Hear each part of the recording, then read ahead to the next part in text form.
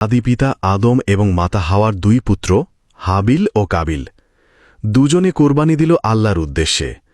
হাবিল দিল তার উত্তম পশু, আর কাবিল দিল অবহেলায় বাছা কিছু ফসল। আল্লাহ গ্রহণ করলেন হাবিলের কোরবানি, আর কাবিলেরটা ফিরিয়ে দিলেন। এইটুকুই হিংসার আগুন জ্বলে উঠল কাবিলের অন্তরে। সে বলল, আমি তোকে হত্যা করব। হাবিল শান্তভাবে বলল, আল্লাহ শুধু তাকওয়াবানদের কোরবানি গ্রহণ করেন। কিন্তু ঈমানহীন রাগে অন্ধ হয়ে এক ভাই হত্যা করল আরেক ভাইকে। এটাই ছিল মানব ইতিহাসের প্রথম রক্তপাত, প্রথম হত্যা, এক করুণ অধ্যায়। কিন্তু এরপর কাবিল কিংকর্তব্য বিমূঢ়, ভাইয়ের দেহ মাটিতে পড়ে আছে। আল্লাহ পাঠালেন একটি কাক, যা মাটি ঘুরে দেখাল কিভাবে দাফন করতে হয়। তখন কাবিল বলল, হায়, আমি কি এ কাকটার মতো হতে পারলাম না?